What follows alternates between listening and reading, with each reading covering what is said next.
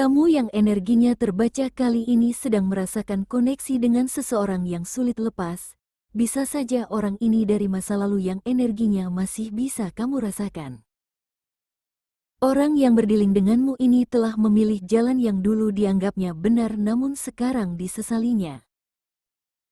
Dia sudah memilih jalan hidupnya, tetapi jalan yang dipilihnya itu bukan jalan yang baik.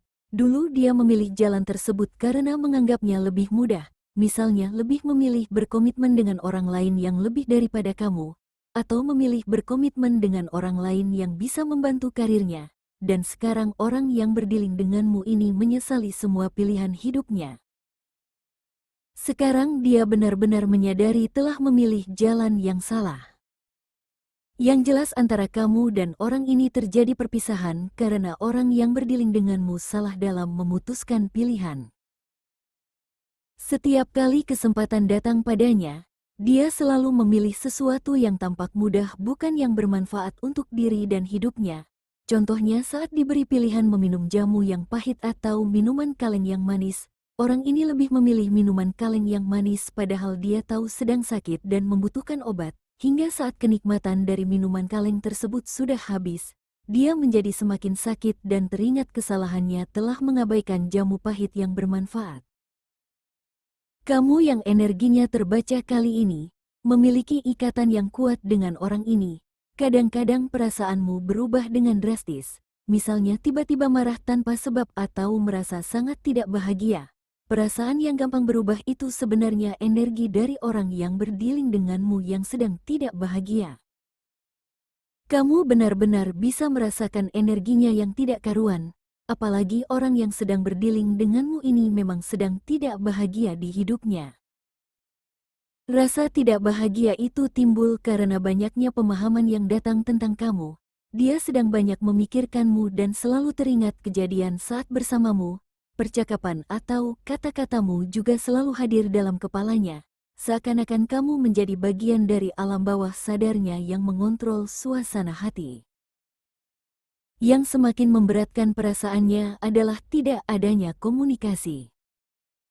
Orang yang berdiling denganmu ini juga menyangka kamu tidak peduli lagi dengannya, sedangkan dia tidak bisa berhenti memikirkanmu. Hanya saat merasakan perasaannya padamu atau saat memikirkanmu, orang yang berdiling denganmu ini merasakan kebenaran.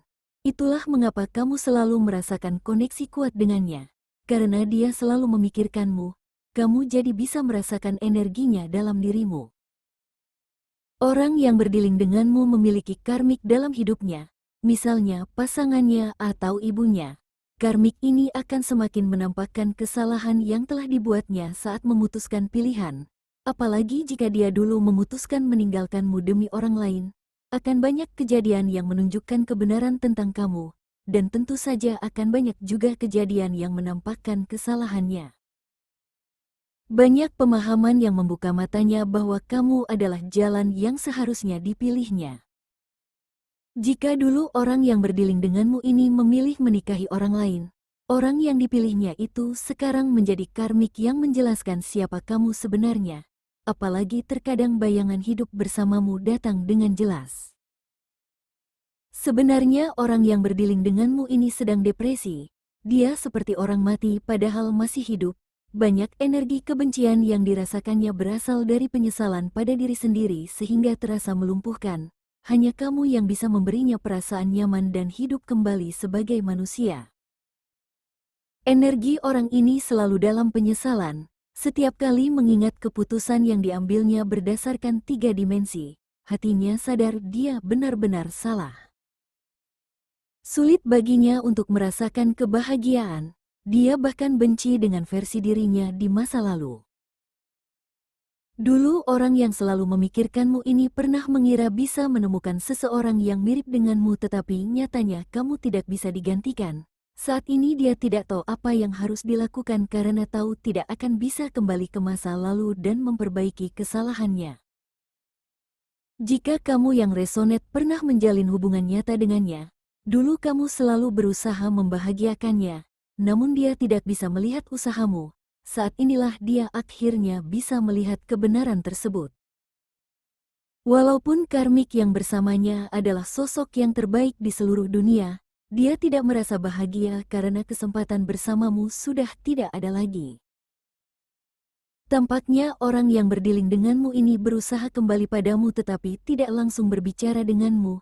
Dia berusaha mendekati seseorang yang dekat denganmu, misalnya saudara, sahabat atau salah satu anggota keluargamu.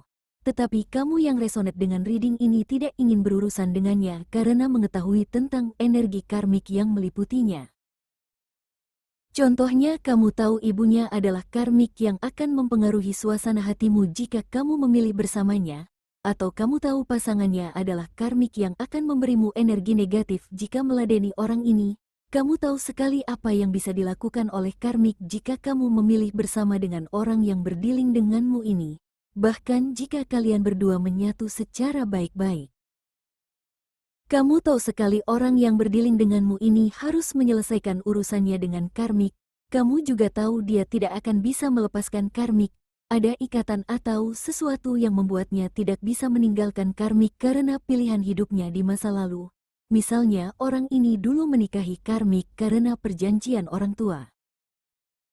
Jika karmik adalah ibunya sendiri, sudah jelas sangat sulit orang yang berdiling denganmu ini lepas dari aturan ibunya. Kamu juga bisa merasakan saat orang yang berdiling denganmu ini tenggelam dalam kesenangan bersama karmik, koneksinya kepadamu akan terputus, karena adanya kesamaan kuat yang dimilikinya bersama karmik, misalnya memiliki kecanduan yang sama. Itu sebabnya saat tenggelam dalam kesenangan bersama karmik, orang ini melupakanmu, tetapi saat kesenangan itu berakhir, perasaan kepadamu akan datang kembali padanya. Tampaknya karmik yang bersama orang ini sangat pencemburu dan mampu melakukan apa saja jika tersakiti.